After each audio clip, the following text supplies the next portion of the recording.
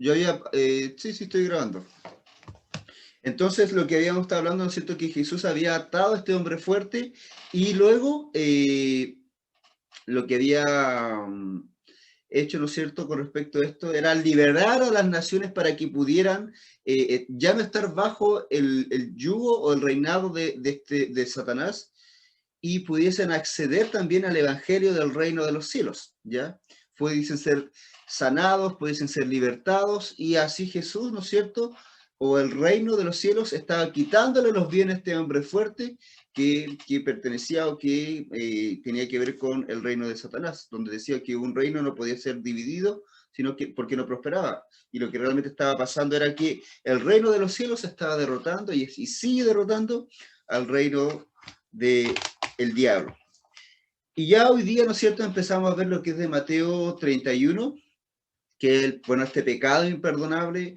Luego, ¿no es cierto?, vamos a ver el tema de la señal que le piden los fariseos a Jesús, donde Jesús les habla que él va a mostrarles una señal, pero es la señal de Jonás. Y vamos a desarrollar estos dos temas en este tiempo, ¿ya? Vamos a leer, ¿no es cierto?, Mateo 12, del 31 al 37, ¿ya? Mateo 12, del 31 al 37.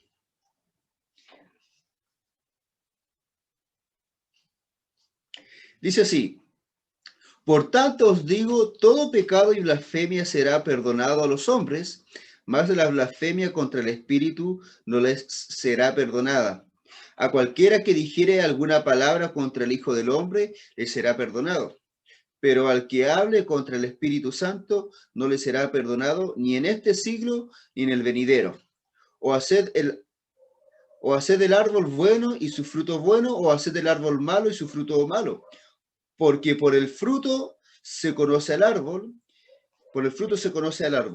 Generación de víboras, ¿cómo podéis hablar lo bueno siendo malos? Porque de la abundancia del corazón habla la boca. En el hombre bueno del buen tesoro del corazón saca buenas cosas, y el hombre malo del mal tesoro saca malas cosas. Mas yo os digo que de toda palabra ociosa que hablen los hombres, de ella darán cuenta en el día del juicio. Porque por sus palabras serás justificado y por tus palabras serás condenado. Bendita sea la palabra del Señor. Vamos a ver esa parte, ¿no es cierto? Primeramente porque tiene harto que decir. Bueno, hoy día quise, más que colocar palabras, coloqué este pequeño dibujo porque nos va a mostrar algo sumamente importante, ¿ya? Si nosotros leyésemos este texto literalmente, tendríamos que decir que si yo en este momento me burlo, ¿no es cierto?, de la obra del Espíritu Santo, de alguna otra forma, yo, ¿no es cierto?, no voy a ser perdonado, ni acá, dice, ni en el otro siglo.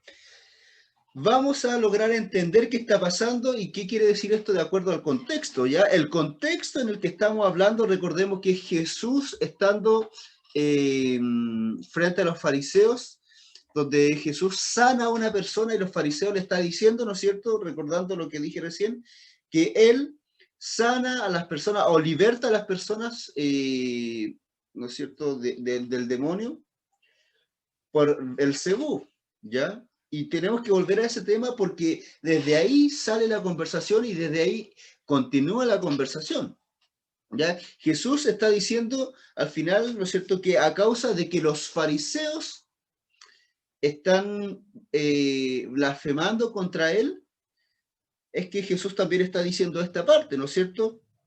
Dice: por tanto os digo, todo pecado y blasfemia será perdonado a los hombres, mas la blasfemia contra el Espíritu no le será perdonada. A cualquiera que dijere alguna palabra contra el Hijo del Hombre le será perdonado, pero al que hable contra el Espíritu Santo no le será perdonado ni en este siglo ni en el venidero.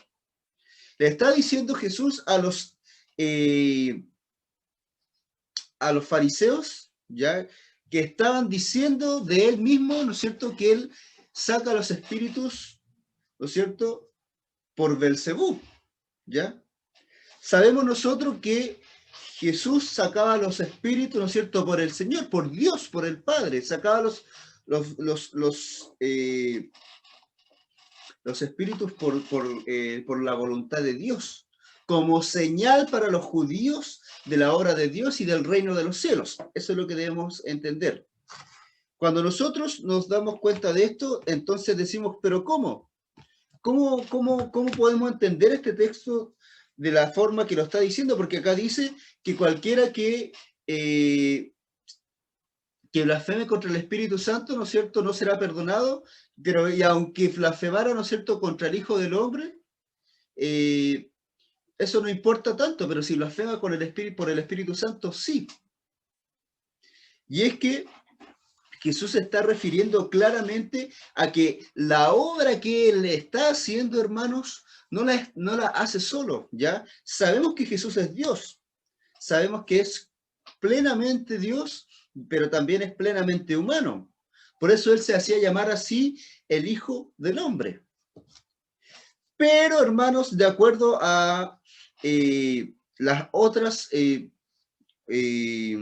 a otras traducciones, ¿ya?, de entendidos, y además a los paralelos de esta misma historia en los evangelios, es muy probable que cuando acá dice en mayúscula que no importa que se blasfeme contra el Hijo del Hombre, se está refiriendo no a él mismo y dándose esa categoría a él, como muchas veces se la da de Hijo de Hombre, sino que está refiriéndose realmente a un hijo de un hombre. Cualquiera que blasfeme contra alguna persona, cualquiera que blasfeme contra él, ¿no es cierto?, siendo un hombre, no él siendo Dios, siendo un hombre, no va a importar. Pero sí, ¿no es cierto?, sí va a importar y no se le va a ser perdonado a aquel que blasfeme contra el Espíritu Santo, porque Jesucristo, hermanos, no obraba por el propio poder de su divinidad, sino que Él obraba a través del Espíritu Santo. Eso debemos entender. Cuando nosotros vemos el ministerio de Jesús, ¿no es cierto?, dice que, y Jesús fue bautizado, ¿no es cierto?, y descendió el Espíritu Santo como paloma sobre Él, queriendo mostrar que el Espíritu Santo estaba con Él. Y cuando luego es bautizado, dice que el Espíritu Santo lo lleva al desierto para ser tentado. El ministerio de Jesús está siendo impulsado, está siendo de alguna forma dirigido por el Espíritu Santo. Quizás es algo que nosotros no podemos entender tanto, pero porque podríamos decir, ¿cómo Jesús, si es Dios, necesita el Espíritu Santo? Y es que como Jesús es Dios, necesita claramente el Espíritu Santo, y acá debemos entrar al tema de la Trinidad. Recordemos que Dios es un Dios trino, que es Padre, Hijo y Espíritu Santo. Entre ellos hay una perfecta unidad. No son separados. Nosotros los entendemos como personas que tienen diferentes categorías diferentes, no categorías, sino que tienen funciones diferentes, pero y que son personas diferentes a la vez. Pero tienen y la Biblia dice que son una misma sustancia, son divinidad, son divinos los tres, y los tres son uno, pero son inseparables. No es que que Dios está solo en los cielos, ¿no es cierto?, y el Espíritu Santo está acá, y Jesús está a la derecha del Padre. Sabemos que eso es así, pero como nosotros no logramos entender completamente lo que es la divinidad y la Trinidad, debemos también entender que si Dios está en los cielos, pero a la vez la palabra dice que Él es omnipresente, que también está en todos lados, lo está en todos lados. En otras palabras está diciendo que Jesús y Dios a la vez están en los cielos, pero también están acá con el Espíritu Santo. Entonces nosotros no podemos separarlos. Y eso es una complejidad que nosotros debemos admitir dentro de lo que es entender a Dios.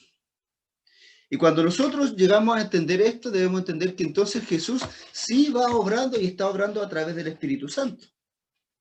Entonces cuando a Jesús le dicen, tú sanas o libertas a alguien por el espíritu, por el príncipe de los demonios, por Belcebú, no está blasfemando solo a Jesús, a su persona, porque no está diciendo algo en contra de sí mismo, sino que está diciendo algo en contra de su obra. Y la obra que él hace, la escucha del Padre, pero la hace a través y la hace con el Espíritu Santo. Entonces, por eso acá está diciendo, el que blasfema contra el Espíritu Santo, ese, ¿no es cierto?, no tendrá perdón. Cuando nosotros vamos a la literal, bueno, si nosotros tuviésemos que estudiar un poco de griego, porque esto en el original está en griego, lo que dice es, y no dejará pasar, cuando dice, por tanto os digo, todo pecado y blasfemias será perdonado, dice, no será dejado pasar a los hombres, mas la blasfemia contra el Espíritu no le será dejada pasar, no será olvidado, no será perdonado. Dice, a cualquiera que dijere alguna palabra contra el Hijo del Hombre, contra un hombre normal, e incluso como Jesús, pero como hombre, eso es lo que está diciendo Jesús como hombre, no como Dios. Le será perdonado. Pero al que hable contra el Espíritu Santo, no le será perdonado ni en este siglo ni en el venidero.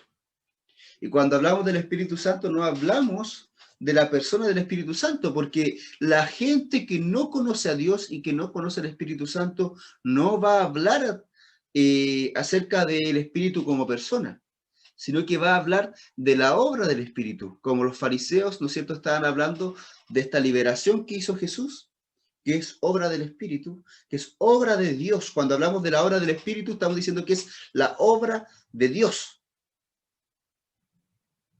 Y cuando hablamos de la obra de Dios, tenemos que decir que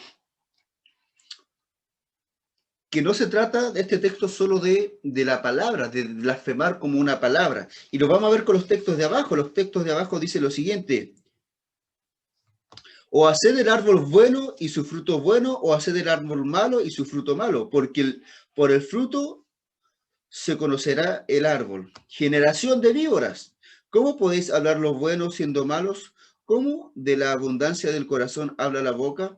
El hombre bueno del buen tesoro del corazón saca las buenas cosas, y el hombre malo del mal tesoro saca malas cosas. Mas yo os digo que de toda palabra ociosa que hablen los hombres, de ella darán cuenta en el día del juicio, porque por tus palabras serás justificado y por tus palabras serás condenado. Hermanos, quiero decirles que cuando acá Jesús está diciendo que el que blasfeme contra el Espíritu Santo no se le será perdonado, no está refiriéndose solo a una palabra, no está refiriéndose solo a un decir. Se está refiriendo a lo que hay en el corazón. Por eso luego dice lo siguiente, ¿no es cierto?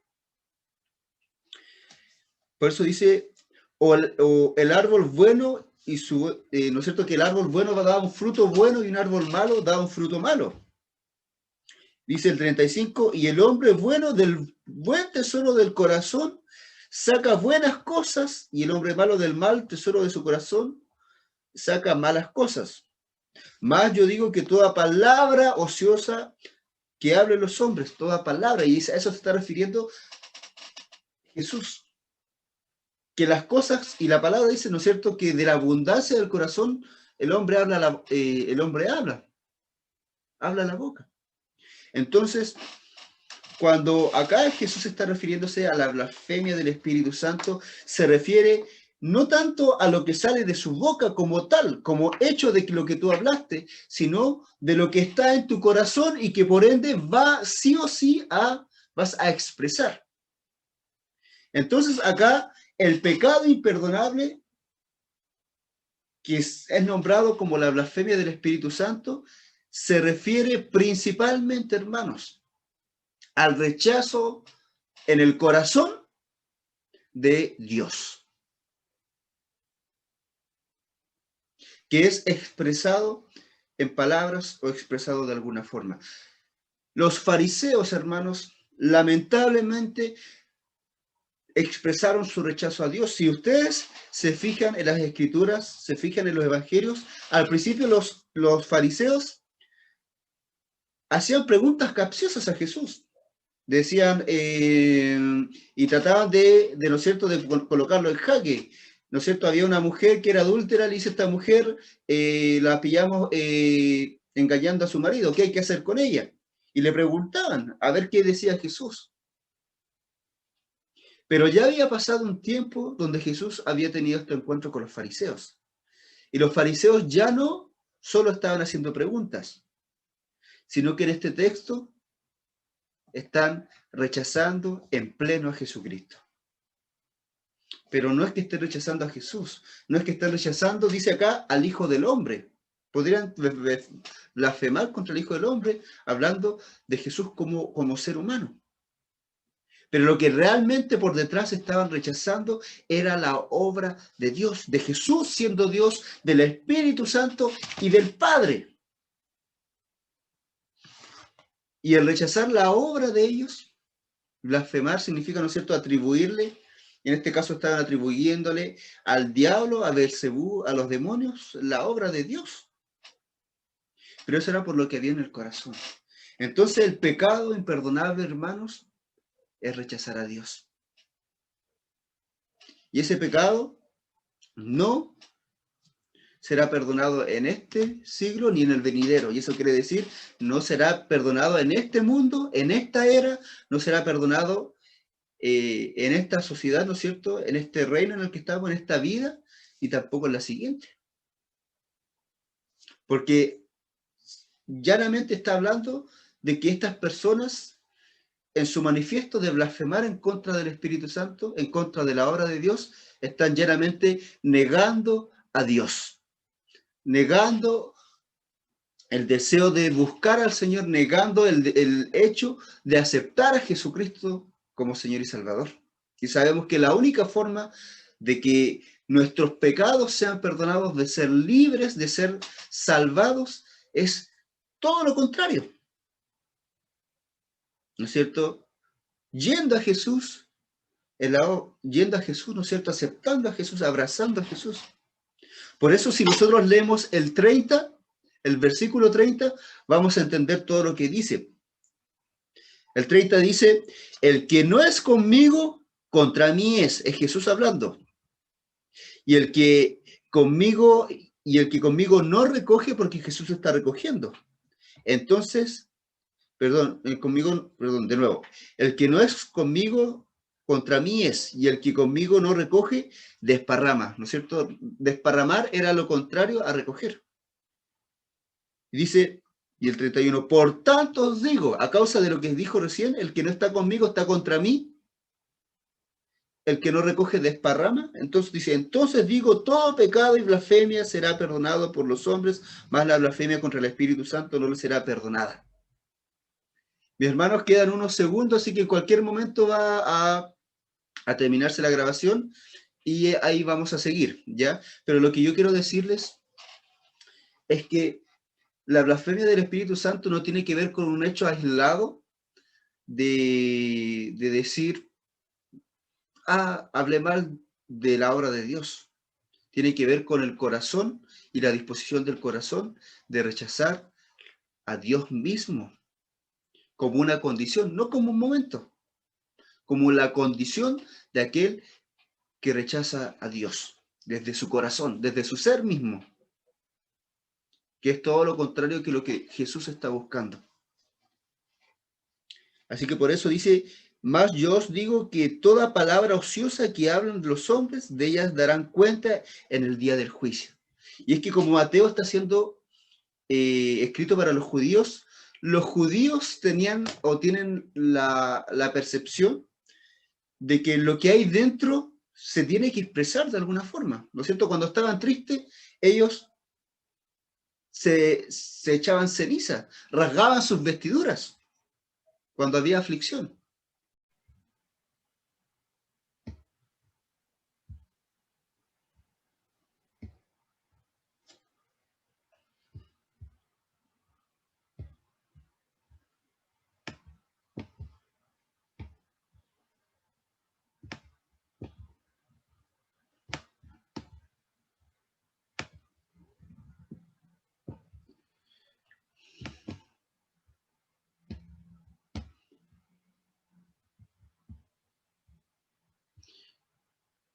Ya, vamos a seguir entonces, mis hermanos.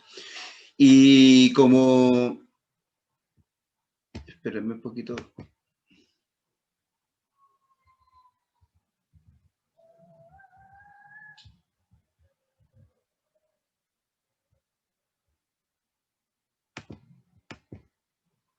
Ahí sí. Ya. Ahora sí, mis hermanos. Entonces, como le estaba diciendo, el tema de, de la blasfemia con el Espíritu Santo no es un momento, una palabra que yo dije, sino que tiene que ver con la condición del corazón de la persona, ¿ya?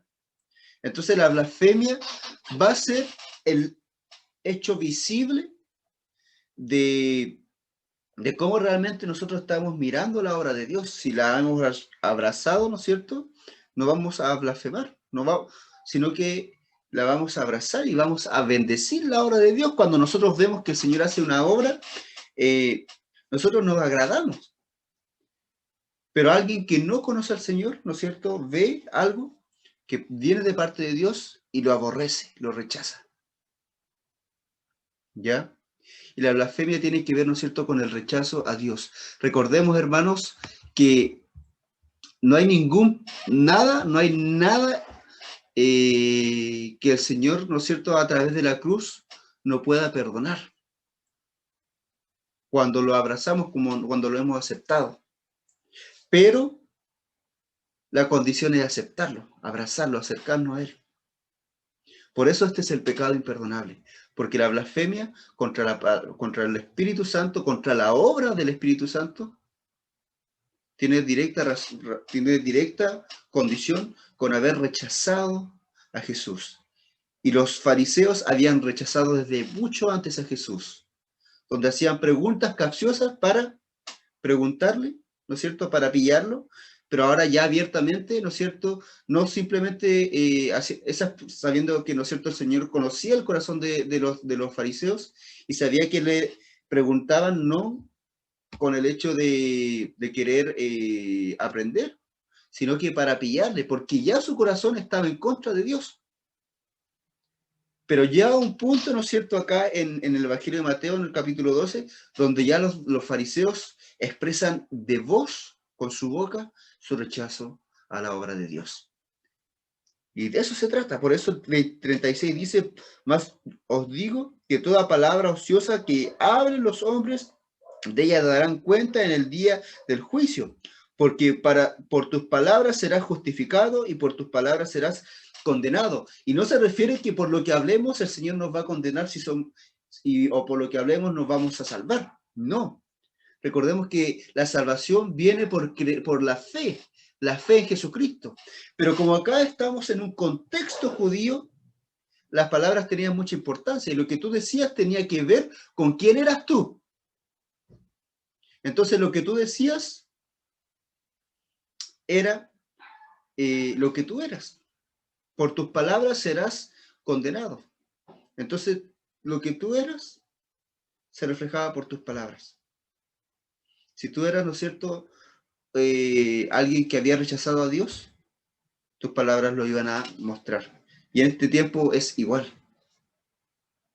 Así que, hermanos, nosotros que hemos abrazado a Jesús, nosotros que hemos y amamos a Jesús, aquí hemos aceptado a Jesús como Señor y Salvador de nuestras vidas, con mayor razón debemos tener cuidado de las cosas que hablamos, no porque vamos a perder nuestros pecados. La palabra nos muestra que nosotros no podemos perder, nosotros, no porque nosotros vayamos a perder nuestra salvación, perdón, no nuestro pecado, no vayamos a perder nuestra salvación si es que decimos algo contra el Espíritu Santo. No se trata de eso. La salvación no se pierde. La palabra nos habla de que la salvación y que el Señor nos ha dado vida eterna a través de Jesucristo. Y no es por nuestras obras, sino que por la salvación de Jesucristo, por la cruz de Jesús. Pero esto, hermanos, tiene que ver específicamente con que si nosotros ya hemos entendido la verdad, jamás en nosotros debiese cruzarnos ni por la mente algún pensamiento que vaya en contra de la obra de Dios. ¿no es cierto? Nosotros vemos en la tele, ¿no es cierto?, cómo se burlan del Señor, vemos en la tele, ¿no es cierto?, como hay cosas que sabemos que no vienen de parte de Dios o que se burlan de lo evangélico y ellos darán cuenta con Dios. Pero nosotros que hemos abrazado al Señor, no debemos participar de ese tipo de cosas. Y en nosotros debiese haber, ¿no es cierto?, un entristecimiento cuando vemos que el mundo está tan lejos del Señor. A veces tal vez podemos caer o hemos caído alguna vez en participar de alguna cosa y después nos decidimos, pucha, yo no tenía que haber hecho esto, yo no, ¿por qué participé de esto? ¿Por qué me reí de esto? ¿O por qué? ¿Por qué también participé de cosas que tal vez no realmente glorifican a Dios? Pero es que nosotros no somos perfectos, pero como somos hijos de Dios, el Señor nos muestra la verdad y vamos siendo transformados. Y el Señor nos va mostrando, esto estuvo mal, no lo vuelvo a hacer. Y ahí nosotros vamos entendiendo, ¿no es cierto?, a qué se refiere el tema del rechazo.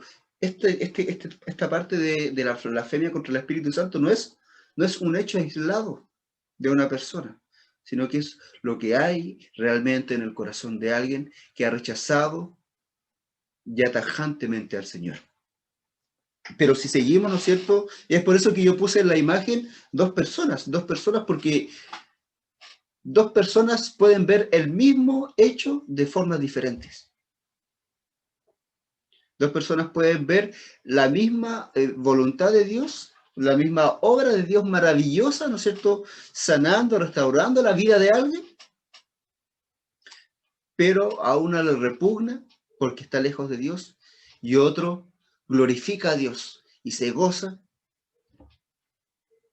porque ha visto cómo Dios y el reino de los cielos realmente se ha acercado y ha obrado en la vida de alguien. Es por eso que los fariseos, ¿no es cierto?, trataban de colocar en jaque a Jesús por cosas que eran maravillosas, ¿no es cierto? Cuando hablábamos del sábado, cuando le decían, ¿acaso a esta persona que tiene la mano seca hay que sanarla el sábado? Preocupados de cosas que no debían preocuparse cuando había la oportunidad de que la vida de alguien fuera restaurada. Ahí nosotros debemos poner atención. Pero luego, ¿no es cierto?, si nosotros seguimos leyendo, Mateo 12, del 38 al 42 dice lo siguiente. Entonces respondieron algunos de los escribas y de los fariseos diciendo, Maestro, deseamos ver de ti señal. Él respondió y les dijo, la generación mala y adúltera demanda señal, pero señal no les será dada, sino la señal del profeta Jonás. Porque como estuvo Jonás en el vientre del pez 3 días y 3 noches, así estará el Hijo del Hombre en el corazón de la tierra 3 días y 3 noches.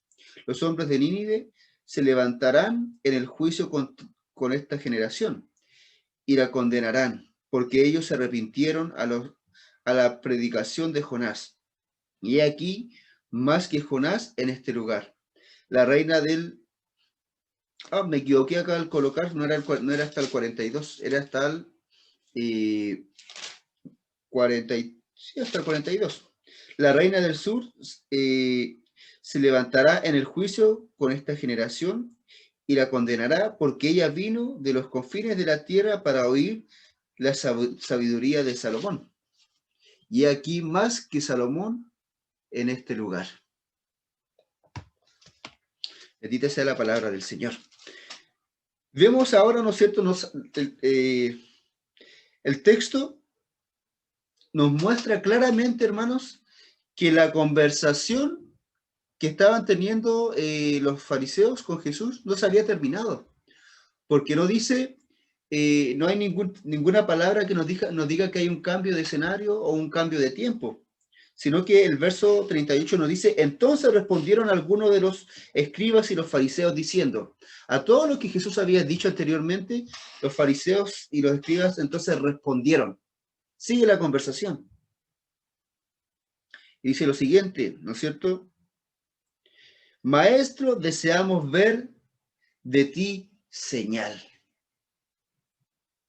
Y esto pareciera ridículo porque Jesús, ¿no es cierto?, desde que empezó su ministerio le ha mostrado señal tras señal a los fariseos y a todos ¿no es cierto?, a todos los lugares donde ha ido, ha mostrado señal tras señal, señal tras señal, sanidades, libertad, ¿no es cierto?, de los cautivos, ¿no es cierto?, ha hecho milagros, ha hecho diferentes cosas, ¿no es cierto?, y ha predicado el reino de los cielos y lo ha mostrado, ¿no es cierto?, y ha confirmado esta predicación a través de todos esos milagros. Y entonces, ¿por qué los fariseos y los escribas demandan señal?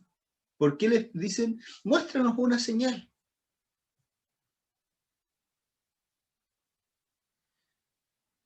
Porque ellos no habían creído. Deseamos ver señal, ver de ti señal. Porque ellos, hermanos, habían visto todas esas señales y como en su corazón, ¿no es cierto?, habían rechazado la voluntad de Dios, la obra de Dios, ahora querían tentarle. Porque Jesucristo no hacía señales porque sí, sino que él hacía las señales a causa de la predicación del reino de los cielos. Era parte de su ministerio. Era como el diablo, ¿no es cierto?, cuando le dice, tírate de esta roca, ¿no es cierto?, que para ver si tus ángeles realmente te van a sostener, te van a ayudar. Es el mismo tipo de tentación. Eran los discípulos tentándolo. Entonces los discípulos decían, hace una señal, muéstranos una señal a nosotros, porque no te creemos. Y por eso Jesús les responde tan fuerte, ¿no es cierto? Le dice, él respondió y les dijo, la generación mala y adúltera demanda señal. La generación mala, ¿no es cierto?, maligna. Cuando dice mala, ¿no es cierto?, se refiere a este adjetivo de ser malignos, de ser malos. ¿Por qué? Porque son contrarios a Dios. La Biblia en otro lado, en otra parte, ¿no es cierto?, cuando el joven rico se acerca a Jesús y le dice, maestro bueno. ¿Y qué es lo que responde Jesús? Le dice, solo Dios, solo hay uno, solo uno es bueno. Ese es Dios. Entonces, Dios, su característica es que Él es bueno, o una de sus características como Dios es que Él es bueno. Entonces, cuando dice generación mala, ¿no es cierto?, está diciendo claramente que generación absolutamente contraria a Dios. Y adúltera, porque el ser contraria a Dios significa que han abrazado otras cosas antes que al Dios al que ellos supuestamente adoran. Porque son judíos, quienes habían entregado, ¿no es cierto?, o con sus leyes o con las leyes habían de palabra dicho que seguían a Dios, pero no era así. ¿No es cierto? Generación mala y adúltera demanda señal, pero señal no les será dada sino la señal del profeta Jonás, porque como estuvo el Jonás en el vientre del gran pez 3 días y 3 noches, así estará el Hijo del Hombre en el corazón de la tierra 3 días y 3 noches. Asumo que los que estamos acá hemos escuchado alguna vez la historia, ¿no es cierto?, de Jonás, ¿no es cierto? Jonás, una persona que no quiso hacerle caso a Dios, ¿no es cierto? Dios le mandó a ir a predicar a Nínive y Jonás se enojó. Se enojó porque ¿cómo? Él iba a anunciar las buenas nuevas, a anunciar, ¿no es cierto?, a Dios, a un pueblo, a una nación idólatra. Pero el Señor lo había mandado. Y dice que Jonás, ¿no es cierto?, en vez de ir donde Jesús le dice, se va para el otro lado. ¿No es cierto? Y como Dios es tan bueno, en vez de desecharlo, le hace pasar por algo tan complejo, ¿no es cierto?, que es los hombres, ¿no es cierto?, hubo una gran tormenta, los hombres echaron a Jonás cuando descubrieron que era por causa de él esta tormenta, porque les iban en un barco, y este, ¿no es cierto?, monstruo marino, este pez gigante, lo traga, y Jonás estuvo como dice la canción, 3 días en el pez, ¿no es cierto? Y cuando Jonás oró, como dice la canción, ¡pum!, lo vomitó. Cuando Jonás oró, ¿no es cierto? El mismo hecho de que esté siendo nombrado acá Jonás está mostrando, ¿no es cierto?, la, la, el contraste, ¿no es cierto?, y la tensión, el contraste y la tensión, ¿no es cierto?, que había entre no hacer la voluntad de Dios y hacer la voluntad de Dios. ¿Cómo estaba Jonás antes de orar con Dios? Antes de orar a Dios, estaba encerrado, preso de su pecado, porque desobedeció a Dios en un pez en el fondo del mar. Cuando Jonás oró, dice el pez lo vomitó. Yo recuerdo para el año no pasado, pero el año antepasado, cuando estábamos, ¿no es cierto?, podíamos juntarnos y estábamos en los estudios bíblicos, yo me acuerdo que mi hermano Rosamel, cuando él tuvo la oportunidad de hacer estudios bíblicos, tuvo como, no sé si, tres, tres o cuatro ocasiones que lo estuvo hablando de Jonás. Yo me acuerdo perfectamente de eso. Porque a mí me tocó harto cuando habló de eso, en esa ocasión.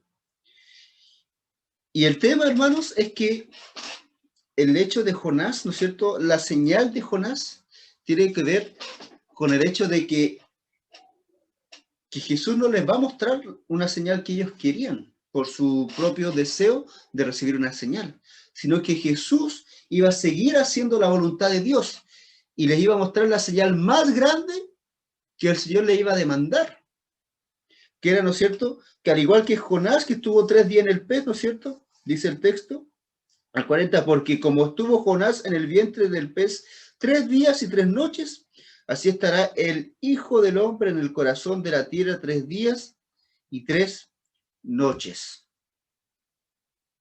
Hermanos, Jonás estuvo en el pez 3 días y 3 noches por el pecado.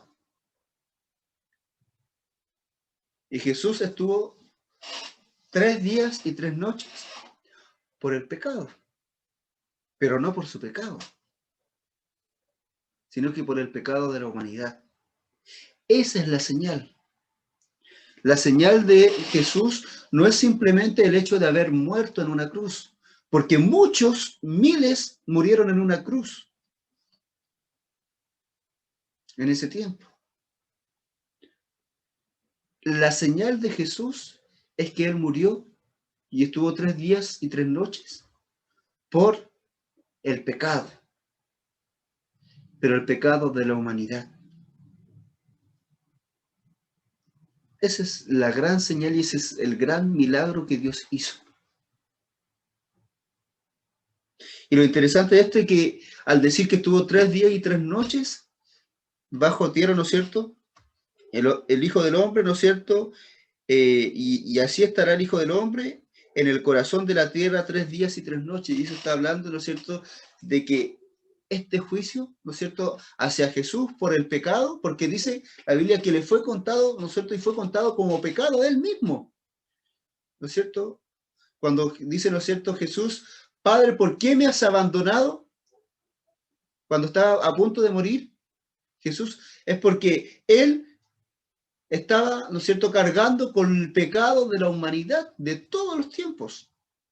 Y eso quiere decir que él en ese momento no podía estar en comunión con Dios porque estaba cargando con el pecado. ¿Por qué, Padre, por qué me has abandonado? Pero ese juicio, ese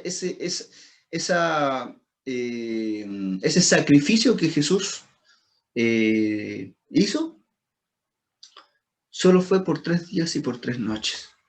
Porque Él no venía, ¿no es cierto? Jesús no vino a morir, no vino a perder, sino que vino a ganar, vino a vencer. Y cuando dice que vino a vencer es porque ese juicio es limitado. Después vemos que resucitó.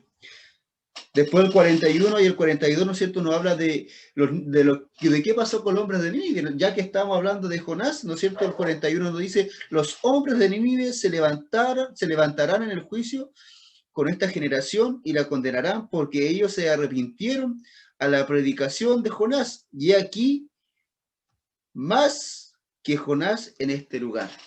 Entonces, si aquellas personas, aquellos pecadores de Nínive se arrepintieron por la predicación de Jonás, entonces ellos van a juzgar a estos judíos, a estos fariseos, porque ellos teniendo al mismo Dios, al mismo Señor Jesucristo, alguien que era mayor que Jonás, no son capaces de arrepentirse de sus pecados.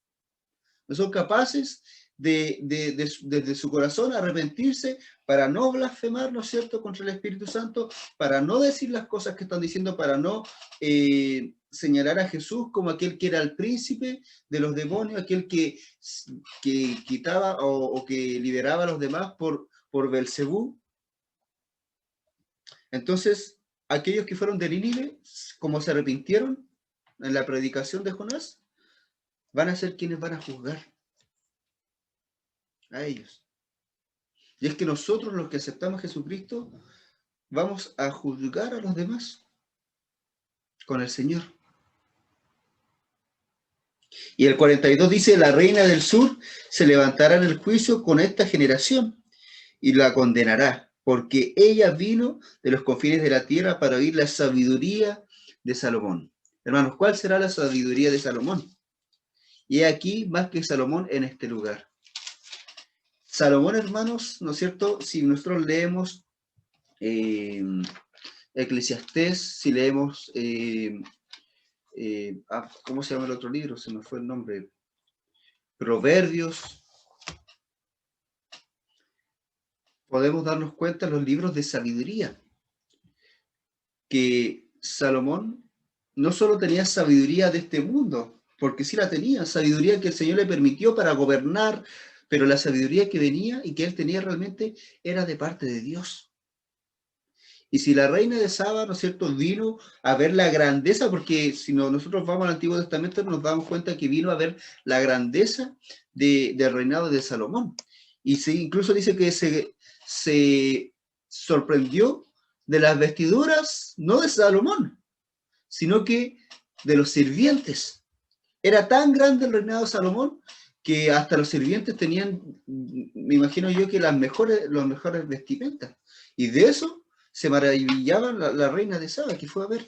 Pero el texto nos revela que él no fue a ver las maravillas porque sí, sino que fue a ver la sabiduría de Salomón. Y la sabiduría de Salomón no son los reinos, no son la grandeza que tuvo. Esa era consecuencia de la sabiduría.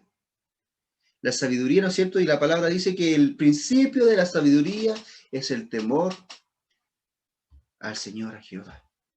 Entonces, cuando acá vino la reina de Saba a escuchar a la sabiduría de Salomón, asumo yo y pienso, yo no lo dice el texto, pero si acá dice que ella se va a levantar con esta generación a juzgar a los que no han recibido al Señor, es porque a ella se le fue contado acerca de Dios. Salomón le presentó su sabiduría. La sabiduría más grande es Dios y lo que Dios hace para nosotros o lo hace por nosotros. Entonces, cuando nosotros predicamos el Evangelio, por ejemplo, a otra persona, le estamos dando lo más preciado que tenemos, la mayor sabiduría. Y es aquí, ¿no es cierto?, donde quedamos en esta parte. No quise seguir con lo demás porque iba a ser muy largo, pero a lo que sí podemos llegar, hermanos, con esto, ¿no es cierto?, es que la señal que Jesús nos va a mostrar o les va a mostrar a los fariseos, que sea cual fuese la señal, ellos no la iban a aceptar, porque ya su corazón había negado al Señor, según el texto anterior. Pero esta señal que el Señor acá relata es la señal más grande, que es su sacrificio por los pecados y su resurrección. Acá no habla literalmente de la resurrección, pero cuando dice que va a estar solo por 3 días y 3 noches, es porque ese sepulcro, ¿no es cierto?, estar bajo tierra, solo iba a durar eso, significando que después iba a ser levantado, iba a ser liberado de este pecado, iba a ser glorificado, iba a ser resucitado, iba a volver a la vida como Jonás volvió, entre comillas, a la vida, o volvió, ¿no es cierto?, al rumbo, y salió del pez, ¿no es cierto?, para luego ir a predicar. Así nosotros debemos entender, ¿no es cierto?, que esta es la mayor señal que podemos esperar del Señor. Es como cuando nosotros tenemos nuestra vida cristiana, hermanos, y pensamos y necesitamos que el Señor obre en nuestras vidas. Lo más probable es que acá todos tengamos alguna necesidad. Pero esta necesidad, hermanos, no puede y ni va a ser más grande que la necesidad que el Señor ya suplió, que era nuestra necesidad de salvación. Quizás estamos esperando alguna necesidad y queremos que el Señor nos libre de algo, nos ayude en algo, que haya un milagro en nuestras vidas, pero la mayor señal el Señor ya la hizo, al morir en la cruz, por nosotros para darnos salvación. Entonces la palabra dice, ¿no es cierto? Si Dios dio a su Hijo por nosotros, ¿cuánto más no nos va a dar conjunto con Él todas las demás cosas? Y es porque la obra de Dios, la salvación que tenemos, la presencia de Dios que está en nuestras vidas, la reconciliación que tenemos con el Padre a través de Jesucristo, es el milagro y la señal más grande que el Señor ya hizo en nuestras vidas. Acá la señal que los fariseos estaban pidiendo, el Señor ya nos la mostró a nosotros. Somos privilegiados al haber recibido la señal. Entonces, ya hermanos, para ir finalizando, pensemos acá, yo tengo un monito, ¿no es cierto?, que se le alumbró una ampolleta, ¿no es cierto? Generalmente eso significa cuando alguien tiene una idea o cuando es como iluminado o se le ilumina algo, ¿no es cierto? O logra ver algo, así como, ¿verdad? No me había dado cuenta de esto. Pensemos, hermanos. Todo este texto, ¿no es cierto? Y toda esta sección de la Biblia nos está hablando de la respuesta de las demás personas a la predicación y al ministerio de Jesús, al reino de los cielos. Nosotros, hermanos, podemos dar gloria a Dios porque hemos respondido positivamente. Hemos visto la señal del Señor, la misma señal de Jonás, pero de Jesucristo, que es infinitamente más grande, y la hemos abrazado. Al contrario de los fariseos, que ellos, ¿no es cierto?, hacían oposición a Jesús, porque ya en sus corazones habían rechazado al Señor, su obra. Habían blasfemado con su boca, habían rechazado al Señor. Nosotros tenemos la oportunidad, hermanos, de seguir este ministerio, ¿no es cierto?, del reino de los cielos. Y vamos a tener oposición. Oposición de las personas, oposición espiritual, vamos a tener diferentes situaciones complejas en nuestras vidas. Y el Señor, hermanos, cuando nosotros aceptamos al Señor, no es para tener una vida feliz de Bill y paz. Cuando el Señor nos habla de esta vida abundante, es porque es abundante en la gracia de Dios, en la voluntad de Dios, en el servicio a Dios, ¿no es cierto?, en las bendiciones del Señor. Pero todas estas bendiciones, todas estas cosas no vienen sin oposición, no vienen sin dificultades. La misma palabra dice, ¿no es cierto?, que en el mundo tendréis aflicción, pero no se preocupen, dice el Señor, yo he vencido al mundo. Y mismo Jesús ora por nosotros, ¿no es cierto?, dice por sus discípulos, no te pido para que los quites del mundo, sino que pide para que nos libres del mal.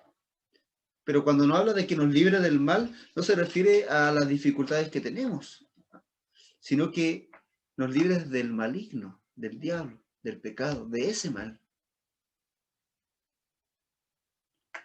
Y si nosotros pensamos un poquito, hermanos, debemos dar gracias a Dios del lado en el que estamos, porque estamos en el lado de los vencedores, del que venció, del que ya venció en la cruz. Y es ahí donde nosotros debemos entender que aquellos que que ponen oposición al Señor, lamentablemente, ellos ya han perdido, porque no van a ser perdonados, y no van a ser perdonados no porque el Señor no sea un Dios justo que no perdona, sino porque ellos mismos han rechazado el perdón de Dios, desde su corazón. Porque el Señor vino, ¿no es cierto?, a entregar este reino, y nosotros tenemos el privilegio de haberlo entendido. Así que reflexionemos, ¿no es cierto?, en las dificultades que estamos teniendo, y que ser fortalecido en el Señor, porque el Señor ya cumplió la señal más grande que podía cumplir en nuestras vidas. Así que, mis hermanos, quiero saber si hay alguna pregunta, algún comentario.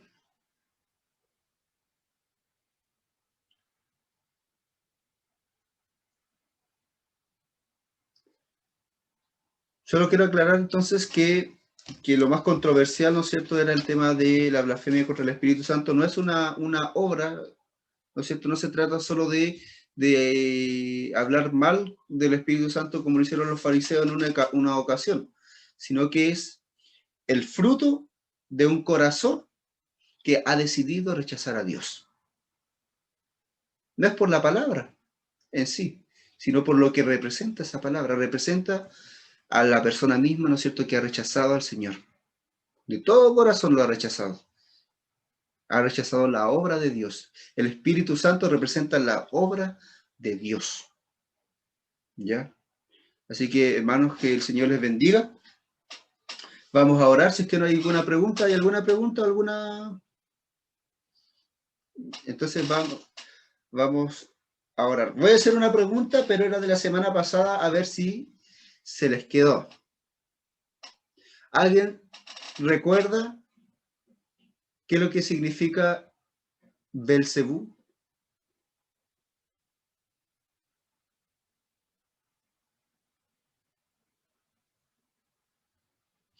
Lo nombré. De la prosperidad. ¿Ah? Te decía que era algo de las moscas, sí, y en otra ocasión te voy a decir también que era de la prosperidad, algo así, no sé, pastor. Sí, muy bien, hermana. Ese algo de las moscas es el príncipe de las moscas. ¿Ya?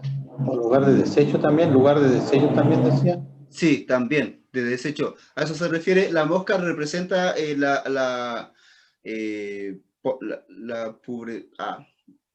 la mugre, el desecho, como bien dijo mi hermano Juan Carlos. A eso se refiere con el tema de las moscas.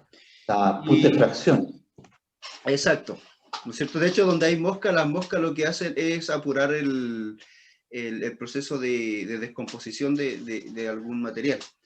Y entonces, lo que quiso también decir mi hermana Eva era que Belcebú es una palabra que los judíos cambiaron cuando era, porque significa o es la unión de toda una frase que es Baal de Zebul, ¿no es cierto? Que era el Baal de un lugar que era Zebul, ¿ya? Que se llamaba Zebul. Entonces, Baal de Zebul, ellos le pusieron, después lo juntaron, ¿no es cierto? Como Belcebú, ¿ya?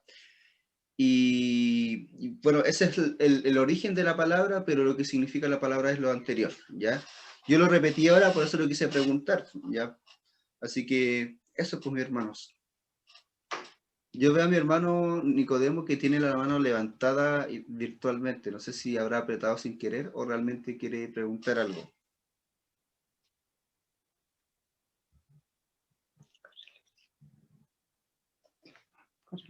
Me parece que debe tener la mano apretó sin querer la mano. Ya, vamos a orar entonces, mis hermanos, que vamos a orar. Padre Santo, estamos aquí delante de su presencia para darle gracias porque usted nos bendice, porque usted nos ayuda, porque usted es bueno con nosotros. Yo le pido que cada día usted nos enseñe de su palabra, nos enseñe a interpretar su palabra, nos enseñe a estudiar su palabra, Señor, a entender que de los versículos, Padre Santo, no son versículos aislados, Padre Santo, que no son textos sacados, Señor, con pinza, sino que tienen su contexto, Señor, tienen su por qué están dichos, Señor, y tienen su interés teológico también, y no son simplemente frases que fueron escritas con el sentido de hoy día, sino que también tienen, Padre mío, el sentido de aquellos que lo escribieron y para quienes lo escribieron. Ayúdanos a entender todas estas cosas, Señor, para poder saber cada día, ver lo que usted quiere que nosotros veamos, y no ver lo que nosotros queremos ver, Padre mío. En el nombre de Jesús te pido que nos enseñe, Señor, cada día más de usted. Muéstranos a usted, Señor, porque su palabra dice que las escrituras hablan de usted, Jesucristo. Entonces yo le pido que usted nos permita verlo cada día.